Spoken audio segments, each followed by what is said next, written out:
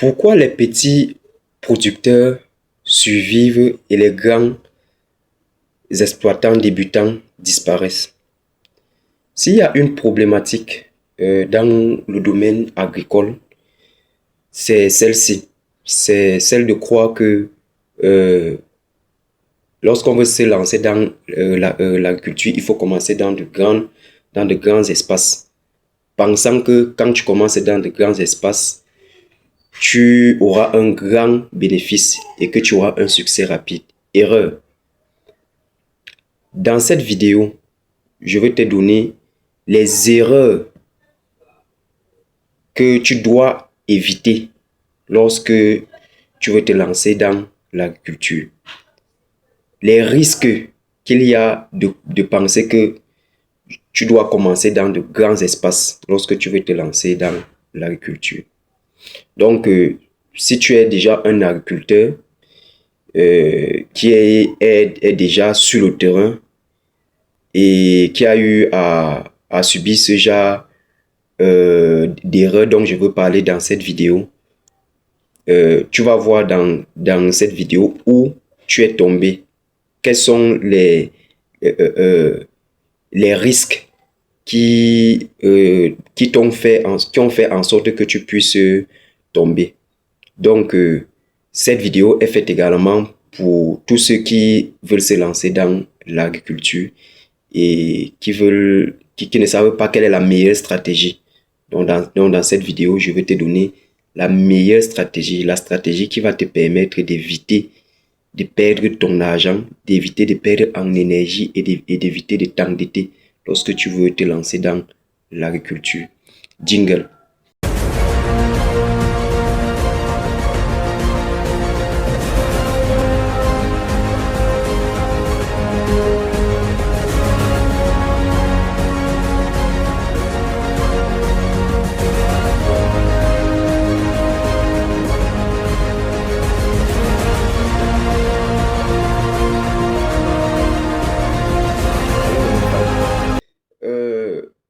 Ça, c'est une vidéo que vous devez conserver.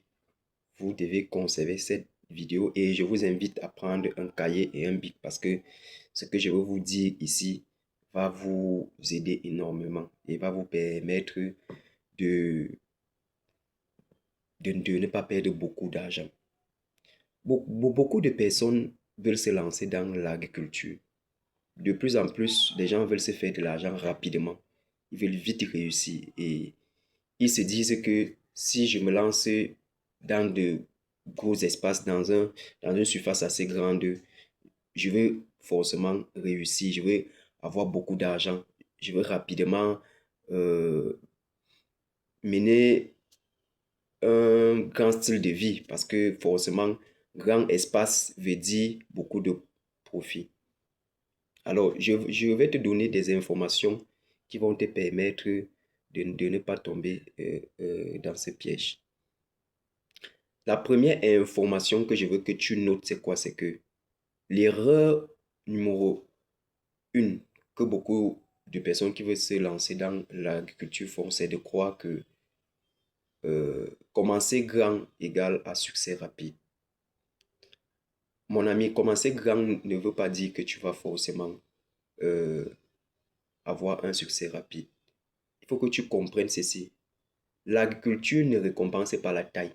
L'agriculture récompense l'expérience. Lorsque tu veux te commencer dans de grands espaces, forcément, quand tu fais une erreur, le coût il est plus élevé. Le coût il est vraiment élevé. Parce que tu n'as pas encore une maîtrise d'un certain nombre euh, de paramètres. Tu te dis que lorsque je veux me lancer sur 5 hectares, je veux forcément avoir l'argent qu'une personne qui se lance sur 1 hectare aura fois 5. C'est faux. Plus tu te lances sur de grands espaces, plus les risques deviennent plus importants. Plus les risques deviennent assez importants. Donc, il faut faire très attention. Donc, la première erreur, c'est de croire que grande surface égale à grand profit et succès rapide. Non. il y a les coûts qui deviennent plus importants. Et ces coûts que tu ne maîtrises pas encore, puisque c'est ta première fois de te lancer. Il y a des erreurs et ces erreurs vont te coûter beaucoup d'argent.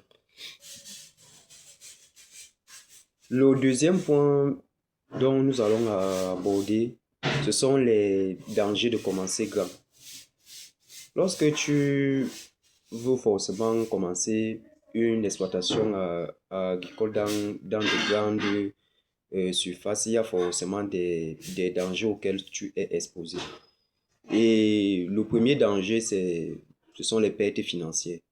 Qui dit forcément grande surface, dit qu'il y a plus de dépenses et il y a des dépenses supplémentaires dont tu pouvais, par exemple, contourner. Par exemple, lorsque tu veux commencer dans de grands espaces,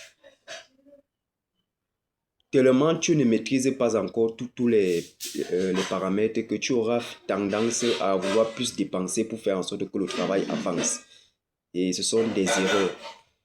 Tu ne vas pas maîtriser les voies de contournement que tu peux faire pour éviter certaines dépenses. Donc, il y a donc de nombreuses pertes financières que tu dois devoir t'attendre. L'autre danger, ce sont une mauvaise maîtrise technique. Lorsque tu commences à te lancer dans de grandes surfaces, est-ce que tu maîtrises déjà les maladies de ta culture? Parce qu'il y a une différence sur ce que tu lis et sur les réalités que tu rencontres sur le terrain. La façon, tu peux lire que telle culture, voilà les maladies qui sont liées à telle culture. Mais avec quelqu'un qui a l'habitude de travailler, va facilement contourner certaines maladies liées au terrain parce que il sait s'y prendre, il sait quel genre de remède il doit mettre, quel genre d'insecticide, quel genre de pesticide. L'autre chose, c'est quoi? C'est que tu ne maîtrises pas encore réellement le climat. Il y a des gens, tellement ils ont l'habitude de faire dans l'agriculture, qui se sont déjà rodés. Ils peuvent te dire quand les pluies approchent et quand les pluies vont prendre fin. Il y a des signes dans la nature qui alertent. Par exemple, quand la saison sèche veut commencer, il y a par exemple on appelle ça les termites. Les termites commencent à sortir. Quand la saison des pluies approche, il y a les températures qui baissent. Donc, il y a des signes même dans la nature que quelqu'un qui a déjà l'expérience dans l'agriculture peut facilement anticiper. Est-ce que tu maîtrises déjà les coûts?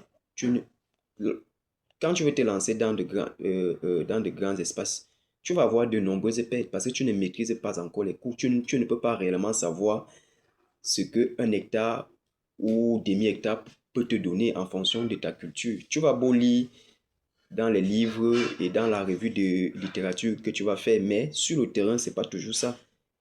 Or, quelqu'un qui a déjà eu à faire sur des tests, sur des petits espaces, lui peut facilement extrapoler sur de grands espaces parce qu'il a déjà une certaine maîtrise des coûts et même de la qualité de la production. Il connaît facilement comment suivre l'itinéraire technique pour avoir une bonne qualité, pour avoir des cultures de très bonne qualité. Il s'y connaît. L'autre danger, c'est la vente. Tu produis, mais tu vas vendre où? Quand tu produis en grande quantité, les déficits d'écoulement. Quand tu vas finalement produire sur un grand espace et que tu n'as pas encore un marché que tu maîtrises, tu n'as pas encore un bon circuit de distribution, tu vas forcément avoir des difficultés pour stocker ta marchandise. Et ce sont des produits périssables. Donc ça veut dire que tu vas avoir énormément de pertes. Vous voyez? Donc ça veut dire qu'il y a également les dangers liés à l'écoulement. Et on dit souvent qu'il ne suffit pas de produire, il faut savoir vendre. Donc, euh, il faudrait donc que tu tiennes également en compte les dangers liés à l'écoulement. Et tous ces dangers-là vont créer quoi? Tous ces dangers vont faire en sorte que le stress, tu puisses être très stressé parce que tu vas avoir des dettes, il y a des dépenses que tu vas forcément faire, tu vas aller prêter de l'argent et tellement tu n'as pas la maîtrise du sujet que tu vas avoir des pertes. Donc tu vas donc t'endetter pour rien. Il va falloir donc rembourser ces dettes-là. Il y a la pression familiale. Il y a tellement. Et qu'est-ce que ça va entraîner dans la suite? Ça ne va qu'entraîner de l'abandon. Donc tu vas te décourager. Donc il faut donc, avec tout ce que j'ai eu à dire là, les dangers qui s'exposent lorsque tu veux te lancer dans de grands espaces doivent te permettre donc de revoir donc ta stratégie. Quelle est donc la stratégie intelligente que tu dois adopter? Ici, je vais te donner la stratégie intelligente. Ce que tu dois faire, c'est quoi? C'est que tu dois commencer petit, mais avec une bonne stratégie. Quelle est la bonne stratégie? La bonne stratégie, c'est de comprendre d'abord que il faut que tu essayes d'identifier le besoin, l'urgence, parce qu'il y a forcément un besoin que tu vas résoudre. C'est ça l'entrepreneur, quelqu'un qui apporte une solution à un besoin. Donc tu dois identifier le besoin. Après avoir identifié le besoin, tu commences sur une petite surface. Ça peut être maximum 1 hectare. Je dis bien maximum 1 hectare. Tu commences sur une petite surface.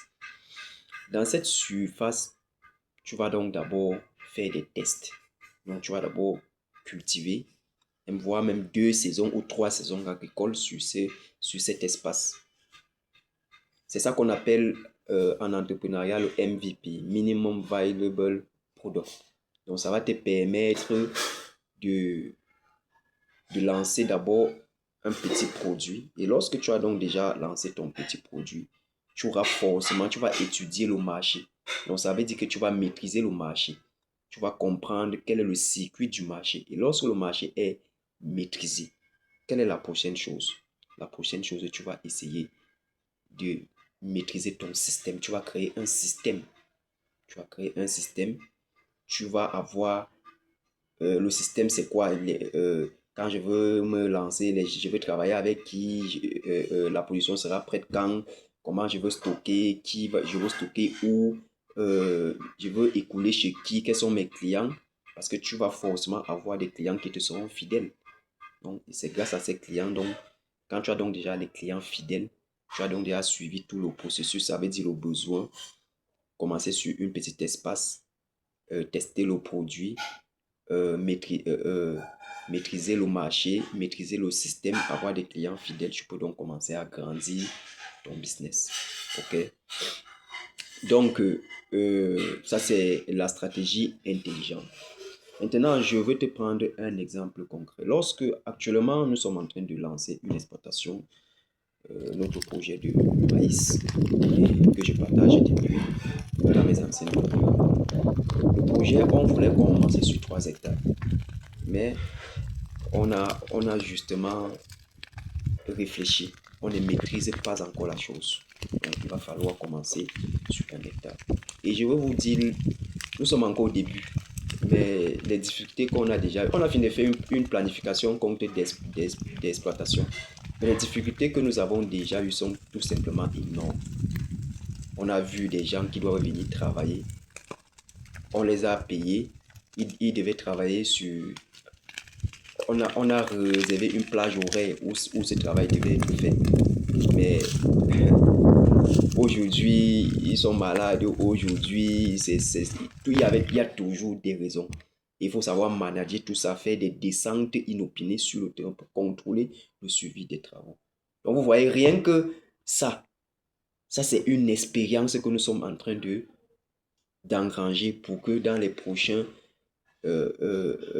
prochaines saisons agricoles, on va savoir comment se déployer sur le terrain. Donc, le projet avance.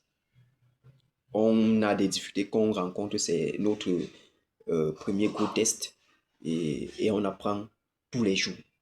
tous les jours. Donc, ce que je peux te dire, c'est quoi? C'est que ne fais pas ton projet pour impressionner. Tu n'impressionnes personne. Tu es là pour durer. Tu es là pour la pérennité de ton projet. L'agriculture, c'est pas un marathon, c'est un sprint. Et je veux que tu retiennes cette phrase toujours et toujours. Il faudrait que tu commences petit pour apprendre vite. Et lorsque tu apprends vite, tu vas grandir solide. Je répète, commence petit pour apprendre vite. Lorsque tu vas apprendre vite, tu vas grandir solidement. Donc, voilà ce que je voulais partager avec vous dans cette vidéo. Si vous pensez que c'est important de commencer dans des petits espaces, ou alors si c'est important de commencer directement dans de grands espaces, j'attends vos raisons. Faites des commentaires. Je veux lire et je veux répondre. Je vous attends à la prochaine vidéo. À plus.